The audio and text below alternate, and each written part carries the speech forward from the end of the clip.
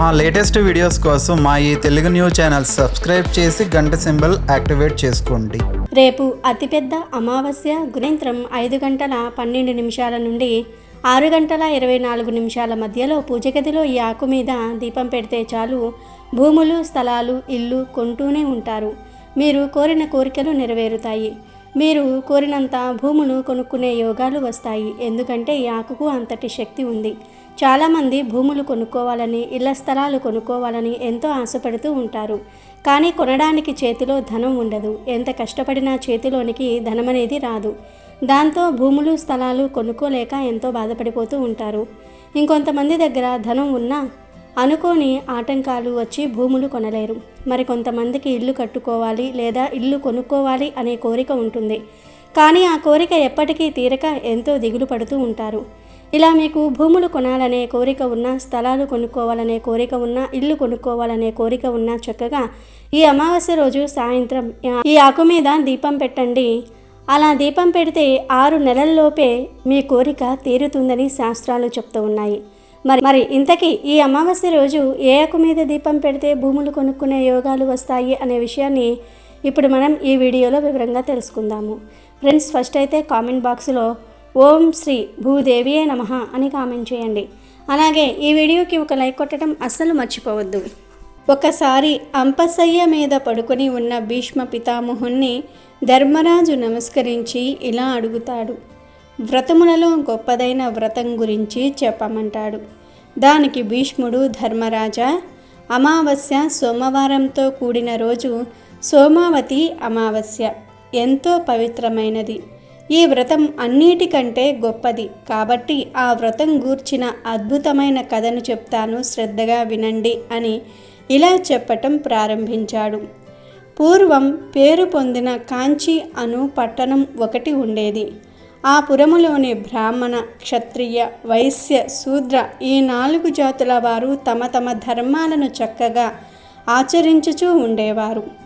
ఆ నగరం ఇంద్రుని అమరావతి నగరం వలె ప్రకాశిస్తూ ఉండేది. ఆ పట్టణమందు రత్నసేనుడు అను రాజు ఉండేవాడు. అతను రాజ్యపాలనం చాలా చక్కగా చేసేవాడు. ఆ పాలన చూసి దేవతలు, ప్రజలు సంతోషించేవారు. ఆ నగరంలో ఈతి బాధలు అనేవి ఉండేవి కాదు. ఇలా ఉండగా ఆ నగరంలో దేవస్వామి అని పేరు పొందిన ఒక బ్రాహ్మణుడు నివసించేవాడు. ఆయన భార్య రూపవతి, ధనవతి అను పేరు కలిగినది.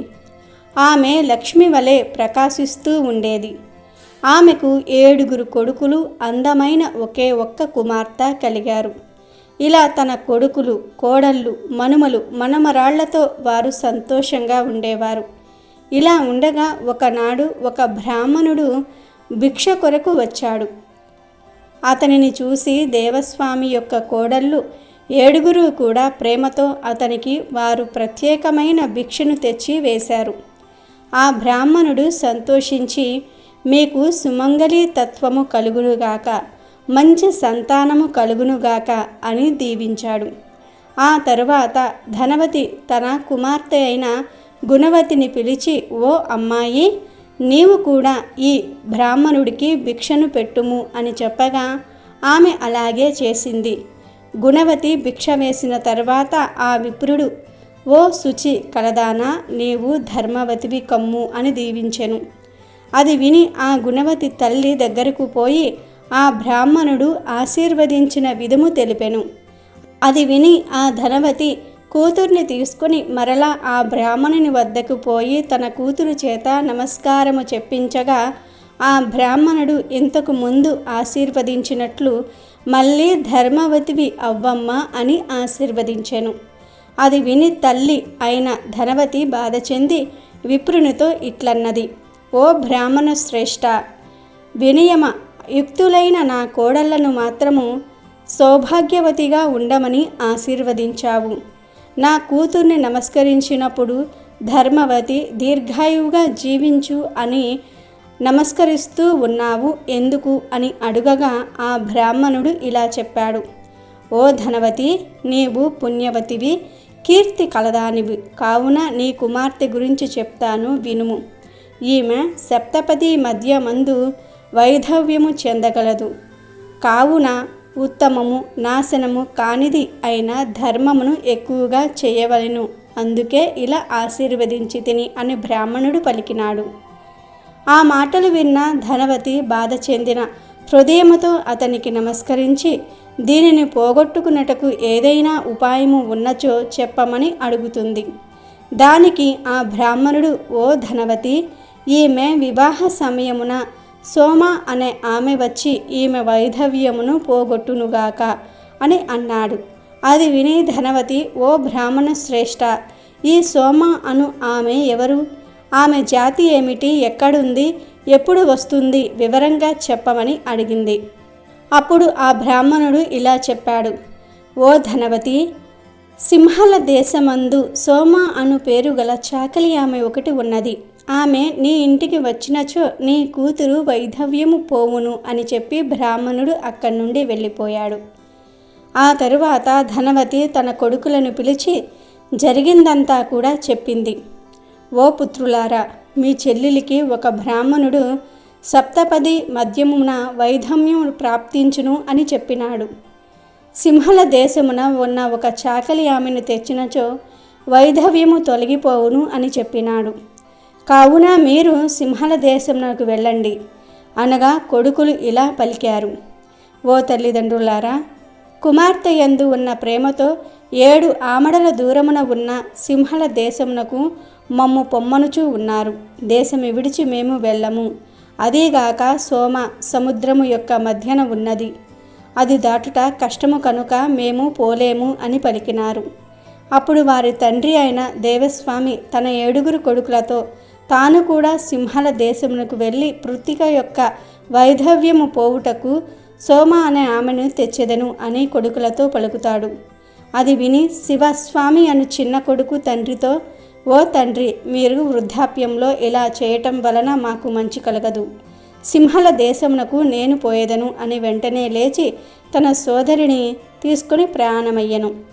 అలా శివశర్మ గుణవతి కొన్ని రోజులకు సముద్ర తీరము చేరి అలసిపోయి అక్కడ విశాలమైన ఒక మర్రి చెట్టు ఉంటే దాని నీడన కూర్చున్నారు. ఆ చెట్టుపై ఉన్న ఒక గ్రద్ద పక్షి వేరే చోట నుండి మెత్తని మాంసము తెచ్చి పిల్లలకు పెడుతుంది. కానీ ఆ గ్రద్ద పిల్లలు ఆహారాన్ని ముట్టుకోలేదు. వెంటనే ఆ గ్రద్ద చూసి దాని పిల్లలతో ఎందుకు తినలేదని అడుగుతుంది. అప్పుడు అవి ఇట్లు పలికెను, ఓ తండ్రి, ఈ చెట్టు క్రింద ఒక బ్రాహ్మణుడు నిరాహారుడై ఉండగా మేము భోజనం ఎట్లా చేయుదుము అన్నాయి. వెంటనే ఆ పక్షిరాజు దయగలిగిన వాడై శివశర్మ గుణవతి దగ్గరకు వచ్చి, మీ కోరికను తెలుసుకుంటేనే మిమ్ములను రేపటి ఉదయమున సింహల దీపము చేరునట్లు సముద్రము దాటించెదను అని చెప్పి మరలా తన బిడ్డలకు భోజనము పెడుతుంది. ఇక మరునాడు తెల్లవారుజామున ఆ పక్షిరాజు వారిని సముద్రము దాటించి ఆ సముద్ర మధ్యమున ఉండు సింహల ద్వీపమునందు సోమ ఇంటి తలుపులు చూపుతుంది. శివశర్మ గుణవతి ఆ రోజు నుండి ఆ ఇంటిని ఊడ్చి అలికి శుభ్రం చేస్తారు. ఇలా ఉండగా చాకలి అయిన సోమ అను స్త్రీ ఇంటి నుండి బయటకు వచ్చి చక్కగా ముగ్గులచే అలంకరింపబడిన వాకిలిని చూసి ఆశ్చర్యము చెంది, ఇలా ముగ్గులు అందముగా వేసిన వారు ఎవరో అని ఆలోచించుచూ ఉండగా ఆ బ్రాహ్మణ కన్య కనిపిస్తుంది. తన అన్నతో పాటు వచ్చిన ఈ కన్యను చూసి చాకలి స్త్రీ ఇలా అంది, దేవతామూర్తుల వలె వెలుగుతున్న మీరెవరు? ఈ దేశమునకు ఎలా వచ్చిరి? నీచ జాతి గల నాకు మంచి చరిత్ర గల మంచి జాతి యందు పుట్టిన మీరు సేవ చేయుటకు కారణం ఏమి అని అడుగుతుంది. దానికి శివస్వామి ఇట్లు పలికెను, గుణవతి అని పిలువబడే నా చెల్లికి సప్తపతి మధ్యమున వైధవ్యము కలుగునని ఒక బ్రాహ్మణుడు పలుకగా అది విని ఆ బ్రాహ్మణుని అది తొలగుటకు ఎట్లు అని అడుగగా అతడు సింహల దీపమున గల సోమ అను చాకలి చేత ఈ దుష్ట దశ తొలగును అని చెప్పగా ఆ మాటలు విని నా చెల్లిని తీసుకుని నీ దగ్గరికి వచ్చి తిని అని చెప్పాడు. అది విని సోమ, ఇక మీరు దాస్యము చేయటం మానండి. మీ కోరిక మేరకు వైధవ్య నివృత్తికై నేను మీతో వస్తాను అని చెప్పి తన కోడళ్లను పిలిచి, నేను పొరుగు దేశము వెళ్ళుచూ ఉన్నాను. మీరు నేను వచ్చు వరకు ఈ దేశమునందు ఎవరైనా చనిపోయినచో వారి వద్దనే ఉండి బాధ చెందక వారిని కాపాడుము అని చెప్పింది. అది విని ఆమె కోడళ్ళు అట్లే చేసేదము అనిరి. ఆ తర్వాత ఆ సోమ బ్రాహ్మణుణ్ణి అతని చెల్లెల్ని ఆకాశ మార్గమున సముద్రము దాటించి అనేక దారులు దాటి నిమిషములోని ఆమె మహిమచే కాంచీపురంలోనికి చేరాలు. తల్లి అయిన ధనవతి తన కూతురు వైధవ్యము మాన్పుటకై వచ్చిన సోమను చూసి అతి ప్రేమతో ఉపచారములు చేసెను. ఇది ఇలా ఉండగా శివస్వామి తన చెల్లెలికి తగిన వరుణ్ణి తెచ్చుటకై వేరే దేశము పోయి ఉజ్జయిని నగరంలో చేరి అక్కడ ఉన్న దేవశర్మ కొడుకైన రుద్రశర్మ అను పేరుగల ఒక వరుణ్ణి తీసుకుని వచ్చి అతనికి 10,000 వరహాలు ధనమును ఇచ్చెను. ఆ తరువాత దేవస్వామి మంచి నక్షత్రము గల మంచి ముహూర్తమున సోమ సహాయముచే కన్యాదానము చెయ్యగా హోమాదులు చేయుచూ ఉండగా సప్తపతి మధ్యమున దేవశర్మ ఉన్నవాడు ఉన్నట్లే మరణించెను. ఆ సమయమున చుట్టములు అక్కడ జరిగినది చూసి గట్టిగా ఏడవడం మొదలుపెట్టారు. కానీ ఆ సోమ అనే స్త్రీ అందరూ చూస్తూ ఉండగానే వ్రత ప్రభావముచే మరణం నశింపచేసే శక్తి కలిగిన ఈ సోమావతి అమావాస్య వ్రత పుణ్యమును సంకల్పంతో సహా గుణవతికి ఇవ్వగా చనిపోయిన దేవశర్మ దాన్ని మహిమచే నిద్ర నుండి లేచిన వానివలే లేచి కూర్చున్నాడు. ఆ తరువాత సోమ గుణవతి వివాహము జరిపించి తన దేశమునకు వెళ్ళుటకు సిద్ధమయ్యి ఆ వ్రతమును ఆమెకు ఉపదేశించెను. వారి దగ్గర సెలవు తీసుకుని తిరిగి తన దేశమునకు వెళ్ళిపోయెను. కాబట్టి ధర్మరాజా, ఈ ఉత్తమమైన సోమావతి అమావాస్య వ్రతమును నీవు కూడా నీ భార్య అయిన ద్రౌపది చేత చేయించినచో వారి బిడ్డలు దీర్ఘాయువులై ఉందురు అని భీష్మ పితామహుడు ధర్మరాజుకు చెప్పాడు. ఇక ఈ అమావాస్య రోజు సాయంత్రం 5 నుండి 12 నిమిషాల నుండి 6:24 మధ్యలో ఒక ప్రత్యేకమైన ఆకు మీద దీపం పెడితే చాలు భూములు కొంటూనే ఉంటారు. భూములు కొనే యోగాలు వస్తాయని శాస్త్రాలు చెప్తూ ఉన్నాయి. మరి ఆ ఆకు ఏమిటంటే మర్రి ఆకు. హిందూ ధర్మంలో మర్రి చెట్టుకు అత్యంత పవిత్రమైన స్థానం ఉంది. భారతీయ సంస్కృతిలో మర్రి చెట్టు కేవలం ఒక వృక్షం కాదు, అది ఒక సజీవ దేవాలయం, నడిచే దైవస్వరూపం. దీనిని సంస్కృతంలో వటవృక్షం అని పిలుస్తారు. కనుక ఈ అమావాస్య రోజు మర్రి ఆకు మీద ఒక దీపం పెడితే చాలు భూములు, స్థలాలు, ఇల్లు కొనుక్కునే యోగాలు వస్తాయని శాస్త్రాలలో ఉంది. ఏమీ లేదు, పగటిపూటే ఒక మంచి మర్రి ఆకును అంటే చిరుగులు పురుగులు లేని ఒక మంచి మర్రి ఆకును చెట్టు నుండి కోసి తెచ్చుకొని దాన్ని పసుపు నీళ్ళతో కడిగి ఒక పక్కన ఉంచుకోండి. సాయంత్రం 5:12 నుండి 6:24 మధ్యలో చక్కగా మీరు కాళ్ళు చేతులు కడుక్కొని వీలైతే స్నానం చేసుకొని పూజ గదిలో మీ ఇష్టదైవం ముందు ఈ దీపం పెట్టుకోండి. లక్ష్మీదేవి ఫోటో ముందు పెట్టుకోవచ్చు, లేదా శివయ్య ఫోటో ముందు పెట్టుకోవచ్చు, లేదా వెంకటేశ్వర స్వామి వారి ఫోటో ముందు అయినా సరే పెట్టుకోవచ్చు, లేదా కృష్ణుడి ఫోటో ముందు, రాముడి ఫోటో ముందు, ఇలా మీ ఇష్టదైవం ఏ దేవుడి ఫోటో ముందు అయినా సరే ఈ దీపాన్ని పెట్టుకోవచ్చు. ముందుగా మీరు తెచ్చుకున్న మర్రి ఆకుకు పసుపు కుంకుమ బొట్లు పెట్టి దేవుడి ముందు పెట్టండి. ఆ తర్వాత ఆ మర్రి ఆకు మీద ఆ రూపాయి బిళ్ళను ఉంచండి. తరువాత ఒక పిండి ప్రమిదను సిద్ధం చేసుకోండి. అంటే బియ్య పిండిలో కొంచెం బెల్లం తురుము కలిపి ప్రమిద షేపు వచ్చేలాగా కలపండి. అలా సిద్ధం చేసుకున్న పిండి ప్రమిదను ఆ రూపాయి బిళ్ళ మీద మర్రి ఆకు మధ్యలో పెట్టండి. అందులో స్వచ్ఛమైన ఆవు నెయ్యి లేదా నువ్వుల నూనె పోసి ఒక వత్తిని వేసి దీపాన్ని వెలిగించండి. ఇలా దీపం వెలిగించిన తర్వాత మీ కళ్ళు మూసుకొని మీ ఇష్ట దైవాన్ని మనస్ఫూర్తిగా ప్రార్థించండి. దేవుడా, ఈ పవిత్రమైన అమావాస్య రోజు ఈ మర్రి ఆకు సాక్షిగా, ఈ అగ్నిహోత్రం సాక్షిగా నేను ఈ దీపాన్ని వెలిగిస్తూ ఉన్నాను. నా జీవితంలో ఉన్న భూ సంబంధ అడ్డంకులన్నీ కూడా తొలగిపోవాలి. నేను త్వరలోనే సొంత భూమిని, సొంత స్థలాన్ని, ఇంటిని కొనుక్కోవాలి. అనగా కొనుగోలు చేసే శక్తిని, యోగాన్ని నాకు ప్రసాదించు దేవుడా అని మనస్ఫూర్తిగా సంకల్పం చెప్పుకోండి. మీరు కొనబోయే గృహం లేదా భూమి ఎలా ఉండాలో ఒక్కసారి బలంగా ఊహించుకోండి. ఆ దీపం కొండెక్కే వరకు దాన్ని కాంతిని చూస్తూ మీ కోరికను చెప్పుకుంటూ ఉండండి. దీపం కొండెక్కిన తర్వాత ఆ ప్రమిదను, మర్రి ఆకును, రూపాయి బిళ్ళను పక్కన పెట్టండి.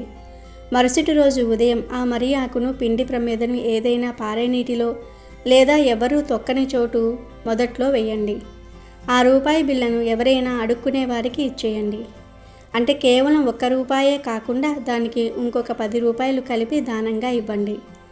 అంతే. ఇలా చేస్తే ఖచ్చితంగా 6 నెలల్లో మీ కోరిక నెరవేరిపోతుంది. మీరు భూములు, స్థలాలు, ఇల్లులు కొనుక్కోగలుగుతారు. ఎందుకంటే ఈ దీపం మీ ఇంట్లోకి ధనాన్ని, భూయోగాన్ని ఆకర్షించే ఒక శక్తివంతమైన యంత్రంలాగా పనిచేస్తుంది. ఎందుకంటే మర్రి ఆకు మీద పెట్టే దీపానికి అంతటి శక్తి ఉంటుంది. ఈ దీపం మీ కష్టాలను తొలగించి మీరు కోరుకున్నంత ధనం వచ్చేలాగా చేస్తుంది. దాంతో మీరు కోరుకుంది కొనుక్కోగలుగుతారు. భూములు కావచ్చు, స్థలాలు కావచ్చు, ఇల్లు కావచ్చు, మీరు ఏది కావాలంటే అది కొనుక్కోగలుగుతారు. మర్రి ఆకుకు, మర్రి చెట్టుకు అంతటి అతీత శక్తులు ఉంటాయి. హిందూ పురాణాల ప్రకారం మర్రి చెట్టు యొక్క వివిధ భాగాల్లో బ్రహ్మ, విష్ణు, మహేశ్వరులు కొలువై ఉంటారు. చెట్టుకు ఆధారం, చెట్టుకు మూలమైన వేళల్లో సృష్టికర్త అయిన బ్రహ్మదేవుడు నివసిస్తాడు. చెట్టును నిలబెట్టి పోషించే దృఢమైన కాండంలో స్థితికారుడైన శ్రీ మహావిష్ణువు ఉంటాడు. పైకి కిందికి విస్తరించి లయకు ప్రతీకగా నిలిచే కొమ్మలు ఊడలలో లయకారుడైన పరమశివుడు కొలువై ఉంటాడు. అందుకే ఒక్క మర్రి చెట్టుకు ప్రదక్షిణ చేసి పూజిస్తే 3 దేవతలలో ప్రధానమైన త్రిమూర్తులను ఏకకాలంలో పూజించినంత ఫలితం వస్తుందని ప్రగాఢ విశ్వాసం. ఇది కేవలం ఒక చెట్టుకు నమస్కరించటం కాదు, సృష్టి, స్థితి, లయ అనే విశ్వచక్రానికే నమస్కరించటం. అంతేకాకుండా మర్రి చెట్టును జ్ఞానానికి కేంద్రంగా భావిస్తారు.